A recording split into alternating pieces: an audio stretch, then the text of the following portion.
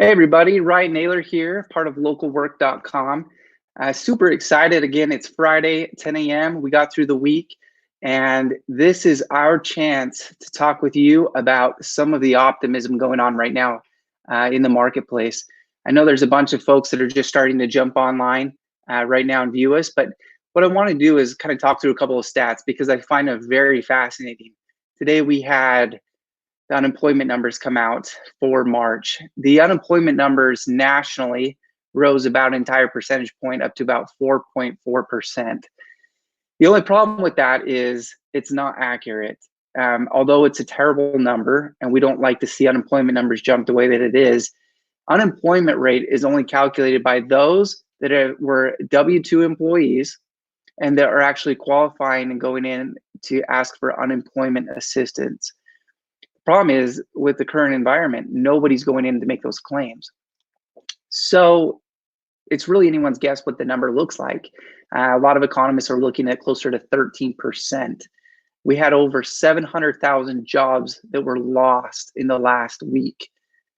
That's over 25% of the total job loss during the entire economic recession and starting in 2008.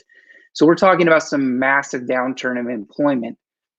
The problem is nobody's talking about how great there are companies that are hiring.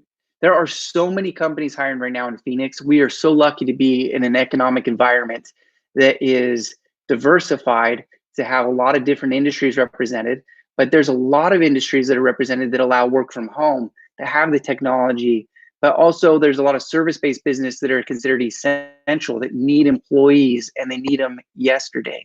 So although there's a lot of downturn, there's a lot of shift, we want to bring people a sense of hope and encouragement because there are some great employers. It's not temp jobs, it's full-time jobs. And a lot of the jobs we're going to be talking about are great with great employers that offer great benefits and can give you a lot of kind of sustainability through this crisis. So without further ado, I'm going to jump right in. We're going to talk to 5 incredible employers here in the Valley in Phoenix over the next 15 to 20 minutes. If you have questions, go ahead and put them in the comments area. If you're watching this broadcast afterwards, after we've already finished up the live feed, don't worry. Go ahead and post your comments in there. We want to come back through and we will answer those questions as they come in. But while we have our guests with us, if you have specific questions about what kind of jobs they're hiring for, how you can get the jobs, and anything related, maybe even to their company culture, or what their management style looks like, their growth, and we always know that people look for feedback and their mid-level management experience. Go ahead and post those comments in there, and we'll get to address them as often as possible. So let's jump right in. I've got my first guest is Desiree with Banner Health. Thank you so much for joining me today. Yeah, thank you too, Ryan. It's great to be here and let everyone know that what Banner has going on.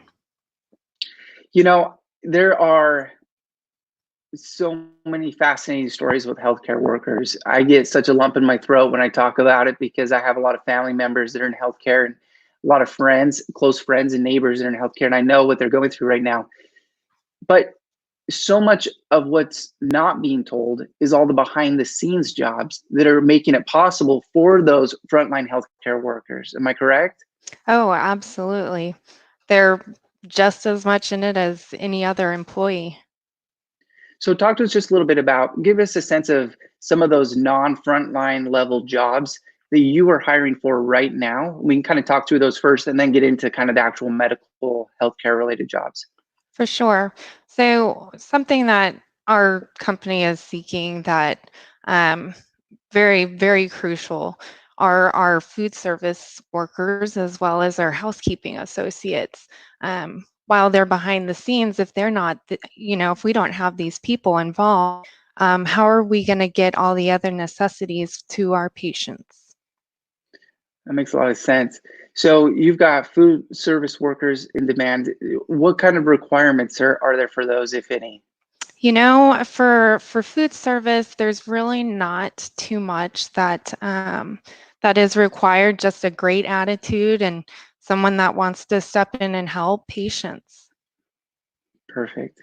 What other types of positions do you have open right now that are Uh, kind of those support roles? Definitely. So we've got CNAs. Those are the individuals that are going to be supporting our nurses, our doctors. They're direct care patient, or they provide direct care to our patients with providing them things they need, like cleaning and helping the patients get to the bathroom, things like that.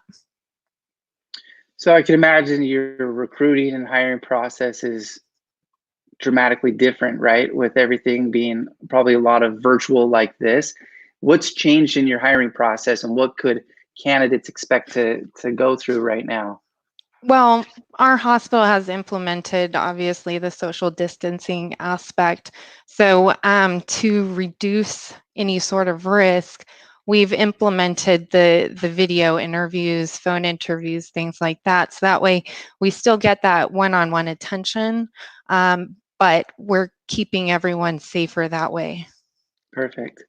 So what do you say to those folks that are starting the video interview process and they have got 5 kids at home? They've got chaos behind them and they're feeling a little bit embarrassed about it. How do you address them to say, hey, we're all in this together? I can maybe draw some assumptions. You're probably at home yourself right now. I think a lot of us are in a new environment, even the HR folks. So what do you say Mhm. to those folks that are maybe getting a little stressed out about those video interviews? You know what? I have 2 kids myself, and they are home, and I've had my toddler screaming in the background too. So, it gets a little awkward, but for me, so I just tell them, "Hey, you know what? I'm in the same boat as you. You might hear my kids scream, I might hear yours. Just try to do the best you can. We're talking together, and don't worry about it. We know this Yeah. isn't a normal situation for anyone." Yeah. Well, what could somebody do to kind of enhance their professionalism in that environment? I mean, obviously, the standard tips of showing up a little bit early to your interview with your, dress for success, a big smile, and Mhm. your portfolio ready to go. But how can they show up to a video interview or a phone interview today in today's environment and kind of show that extra effort? I mean, really, it's just showing that enthusiasm and passion. You know, of course, practicing answering questions is always great, but um, just showing your willingness to want the position is what a lot of leaders are looking for. Mm. Yeah, that's a great answer. I think a lot of people need to hear that. Hmm. Um, Don't be afraid to show you want the job.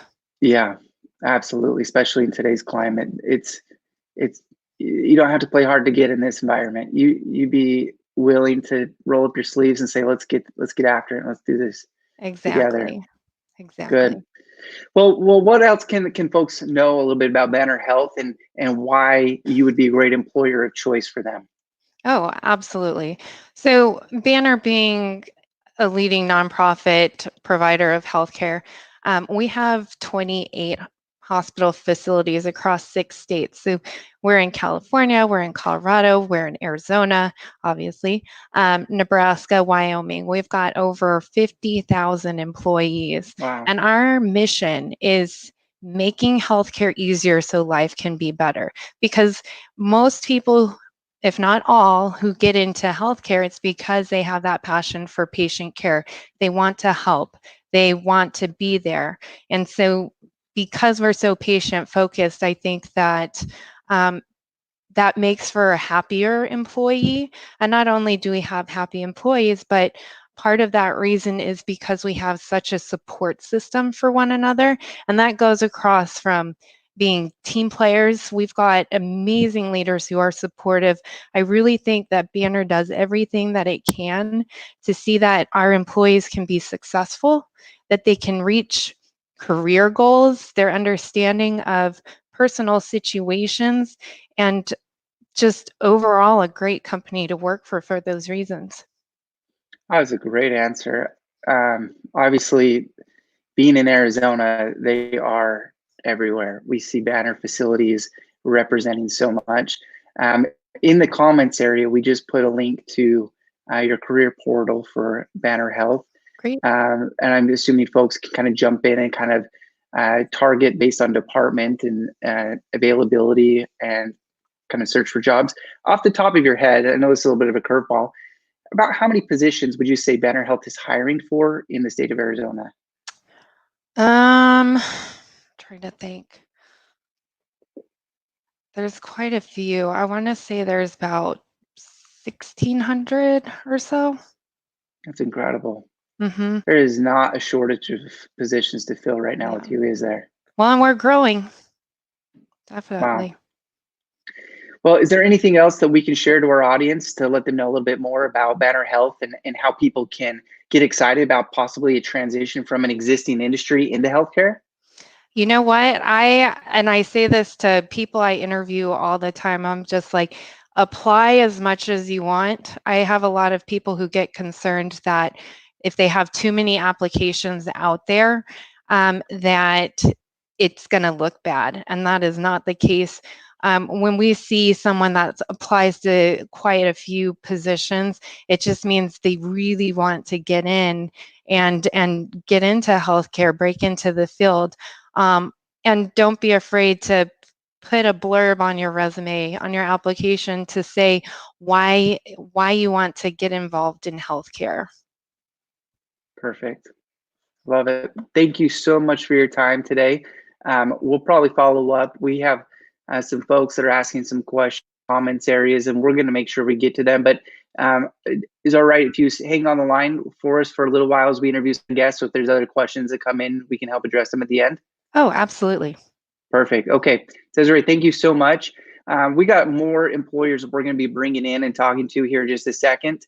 I just want to remind everybody, thank you so much for joining us. This is really a passion project for us. I started LocalWork.com. I'm the CEO and founder. I started this company back because of the recession, because as a young entrepreneur, I sat around and I watched the unemployment lines grow and grow and grow. And as a side project, I was able to put a job fair together. I had 8 employers. I called hundreds of numbers just to find 8 companies that were hiring back in 2011. And I said, I don't care what it takes. Can you please come to a ballroom at the Marriott and let's talk to job seekers face to face? We announced it. We put a little press release out. This was entirely a side project. I was doing digital marketing, totally different industry. And I kid you not, we had probably close to 2,000 job seekers that showed up that day. And my heart was broken because I couldn't get them all a job. And with today's technology, what we're able to do now, be able to bring this virtually and be able to share it is it's encouraging because we can shorten the gap. We can shorten the gap of unemployment by just getting people information faster.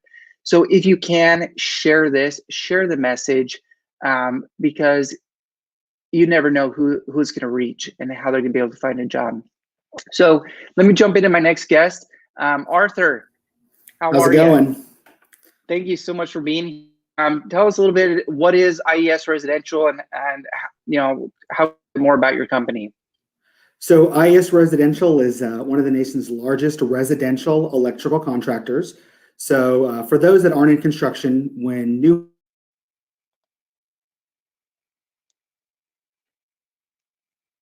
plugs, the fixtures, the switches. We do have 34 shops across 11 states. So we also do multifamily, solar. We do some cable installation as well. So we do a lot of different things. Fantastic. So give us an idea, just right out the gate, what kind of volume are you guys hiring for right now? So, in Phoenix, we're definitely looking to hire experienced residential electricians and then helpers as well that maybe were in a different construction field or don't know what they want to do as a career and are looking to get into one of the trades. So we're looking to hire for both of those positions. Okay. What kind of experience are you looking for? How can somebody stand out and join you guys? So, a lot of what was said earlier is just kind of be willing to do whatever it is that you got to do. I will say that I'm in Houston and it's hot here, and I know that it's hot in Phoenix as well. So you've got to be able to, kind of stay in the heat. It's definitely hard work, and so we're looking for people that are ready to work hard and are willing to do what you got to do in order to have a job. And so we're definitely looking for those who have residential experience, who've worked in homes, who've wired up homes. We're also looking for people who have construction backgrounds, but maybe haven't done electrical because they understand what it's like to be in the construction world. And then, if you're maybe graduating high school in a couple of months, we're always looking to take on, candidates out of high school that are ready to have a career in the trades. I will say one bonus about being an electrician is that we're always under a roof. So if you're a framer or a roofer, you're in the direct sun. Whereas with us, you're at least under a roof. So that's one benefit I like to tell people. Pretty much guaranteed shade, right? Yeah, absolutely. Might be in a tiny little crawl space from time to time, but every once in a while. You won't be direct sunlight. Absolutely. Well, I actually, I do a fair amount of TV segments here in Phoenix, and we talk about job opportunities and job growth and what my recommendation is for the next generation. I always come back to trades, and one of the biggest reasons I do is because I think that there's a major shortage for one, but there's some amazing life skills that can be learned from somebody right out of high school that maybe if they went to college right now, they don't even know what they want to study, let alone get a career and adapt in, but they can come and they can actually learn a valuable skill set and in a trade that can serve them the rest of their life. What kind of compensation range? If somebody's like, oh, I don't want to work minimum wage the rest of my life, I think people misunderstand the potential of earnings inside a trade. Oh yeah, absolutely. So I'll just touch on a couple of things you said. I wish I could have taken a trade when I was in high school because I know I would be a millionaire right now. We have a ton of people in our company that have worked here for 20 years that are making $100,000, $200,000, $300,000 a year. So it's absolutely possible for you to make that. Specifically in Phoenix, the way that we pay is what's called piece rate. So we pay you per job that you do. Now you're still our employee. You're getting full benefits, insurance, vision, dental, 401k, but we pay you per job that you do. So I know, people that are out there hustling are making maybe $1,500 a week, maybe 8, 12 months into their career because they know they've got to work fast and they know if they do work fast that they can make a lot of money. I will touch on a couple of things. So we have our own apprenticeship program with the Department of Labor. So it enables us to hire great people that don't necessarily have the electrical experience and train them to be great electricians. And that's one of the real benefits for working for our company. That's incredible. So you get the training, you get the perks of growth inside. There's a lot of demand always. I think it's fantastic. What can people know about applying for your jobs, Arthur? How can people know that they're kind of moving through the process and they're not getting just kind of left in a dark hole? So one of my goals for this year is to touch every candidate that applies within 72 hours. And I'm really good in Phoenix because I know that we're hiring a lot in Phoenix right now. So I am calling every candidate that applies within 72 hours. That's just something that I've been doing for the past couple of months as well. So if you apply for one of our jobs in Phoenix, I'm 100% going to call you. Now you got to call me back if you don't pick up. That's up to you, but I call every candidate that applies. That's fantastic. I'm actually putting the link right now into the comments area for folks so they can get a sense of where they can apply. Can I throw in a couple more things? Yes, please. I was just going to ask, what else can you add? So if you've got a kid that's that's maybe in middle school that's about to go to high school, there's a great Metro Tech High School teaches electrical. We've hired students from there when they graduated there. So you talked about learning a trade. I couldn't agree with you more. Great successful careers in learning a trade. So there are high schools where your kids can go and learn a trade, and we go there once a year to talk to the students and hire students. And then what you said about learning a life skill, it's so true. I know in my own house, I replaced all of my plugs and switches with new and updated stuff. And if I had to pay for that, it would have cost me a couple $1,000s. And because I've learned a skill in a trade, I was able to save myself all that money. So it is a valuable life skill that can save you money later on as well. So I just wanted you mentioned that. So I definitely wanted to talk about that. I appreciate that. I think it's something that people overlook. I mentor a lot of folks looking for jobs. There's a lot of people. I get it. I'm in software. I built LocalWork.com. It's sexy. It's fun. It's cool. It's on social media. But let's be real. Like, there are some incredible jobs that don't have to be sexy, right? Absolutely. And they can make great money, great job security, and a great opportunity for advancement. Anyway, I just think that that's something that's not talked about enough. Yeah, you're absolutely right. It's great life skills, and you can make a really good living. And you know, it can't be go and make a robot that's going to be able to wire up a house. So, you know, at least for the next, you know, I don't know, 50 years, unless something changes crazy, we're going to need people out there to do the work. So absolutely. Well, thank you, Arthur, for joining us. I've shared the link to your guys' website for people to apply on those jobs. And then we'll kind of pass that information along. But again, thank you so much for being with us.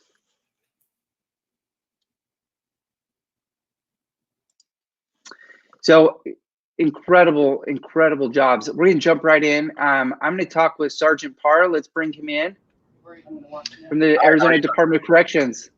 Great. Thank you so much for being here with us. I've got a lot of questions for you guys, but let's jump in and talk about specifically what are the demands right now that you guys are hiring for? The state of Arizona has 10 prisons throughout the state. We're currently hiring for 1,300 positions that are open.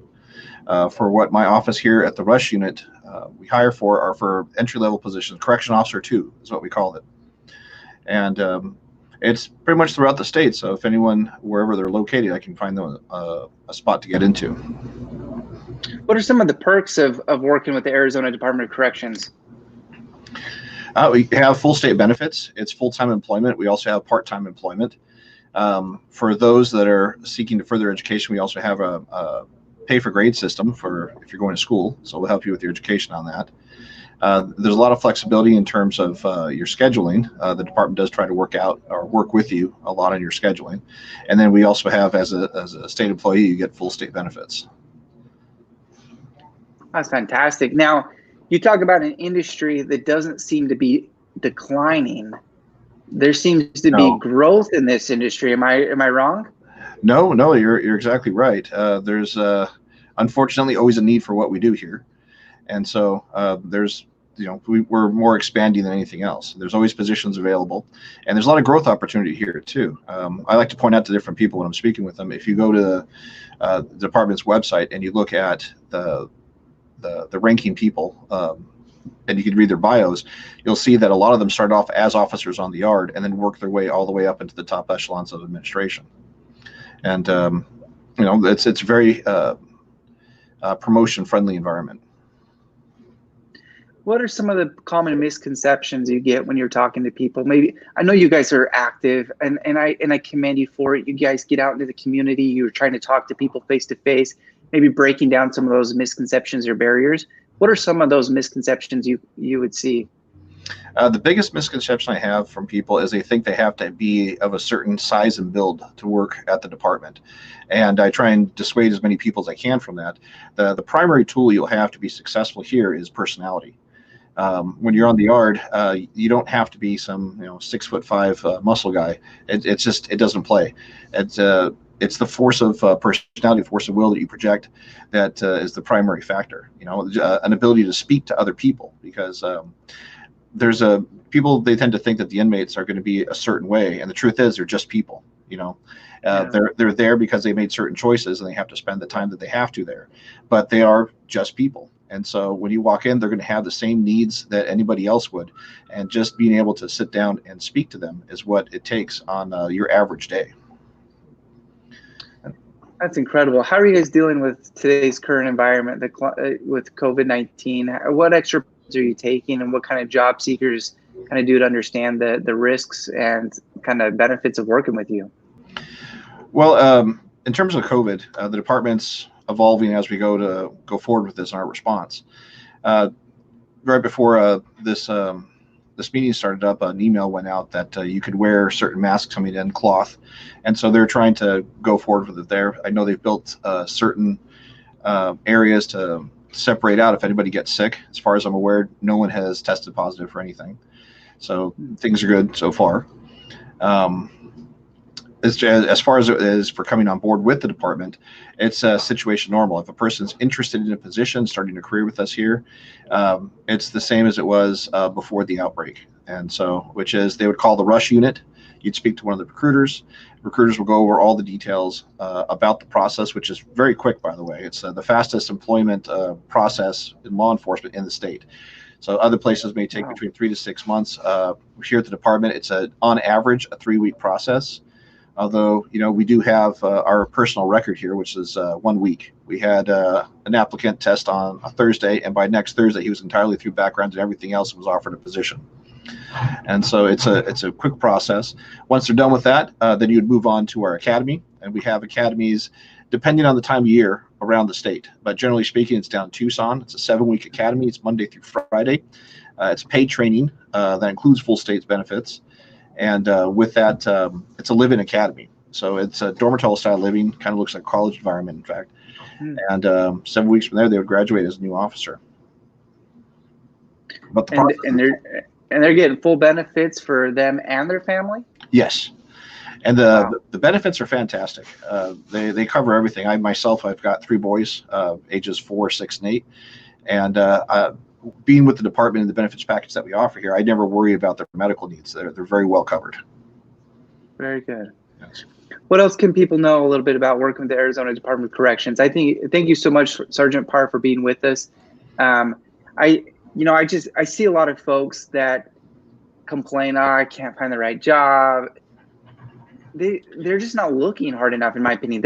You guys are hiring for a lot of different positions, and it's not just recently. It's you guys consistently are hiring and growing. So what is it? What can we help share the stories so that people know that you're a great employer of choice? Well, one thing is, you don't. A lot of people think they maybe get pigeonholed into a security position, like I do. Okay, but that's not the case. So as soon as you come on in, the department has 10,000 employees, so it's a lot of different positions to fill. Wow. Generally speaking, and the way that people enter the department through what I do is they do security first for generally the first 2 years, and then you can promote off into different directions depending on what your interests are. If you're more security minded, you can move up the ranks in that direction, sergeant, lieutenant, captain, major, and so forth. Or if you see yourself as more of a programs person, more of an administration type person, you can move into those positions. So we have what we call CO3, and that's a first point of contact really for the inmates' families, calling to check in on their inmate. If they have a concern, if you haven't heard from them or something like that, they'll usually call the CO3, and the CO3 will go do the due diligence and make sure that the inmate is okay or being taken care of, or they have whatever they might need of that phone call is. They teach classes, they do things like that. Other people there, they see themselves and their career kind of branched out in different areas. Like parole is a very popular and sought after spot. Some of the more specialty positions for people that are interested in that, such as K9 or our Tactical Support Unit, TSU, our version of a SWAT team. And the opportunities with that are pretty large. I had a friend of mine that he went onto the K9 team, and he worked there for 5 years, and he took advantage of the different certifications that you could acquire through the department, and he was shipped all over the country to different schools. And when he finished that 5-year tour with K9, he left the department and opened up his own K9 school, and now different law enforcement agencies around the country purchase the dogs from him, as he's the person that can get them trained. And same thing with TSU. A friend of mine went for crisis negotiations certification through the FBI and sniper training through the FBI, and picked up those certifications that way. So the department branches you out and makes those opportunities available to you. And the same thing too. I had other friends who's she is going to run the department one day, I have no doubt. And she's been moving very quickly through the ranks, and she's a captain currently, and I know she's working on an associate deputy warden, which is the next step up that way. But she comes from a similar background that I have, which I don't have a college degree. It's something I need to work on in my next promotion rank, so that I can continue to advance past the point of captain, because I can go that far without it. And just the different examples of how far your career can go here. I love it. I think that's a really important thing to understand, is that you're not pigeonholed into one thing. There's opportunities for training to expand your knowledge, your learning. You guys cover the cost of that. I think it's fantastic. Sergeant Parra, I've shared a link to your guys' jobs on the comments area across the different social media streams. Thank you so much for joining us today.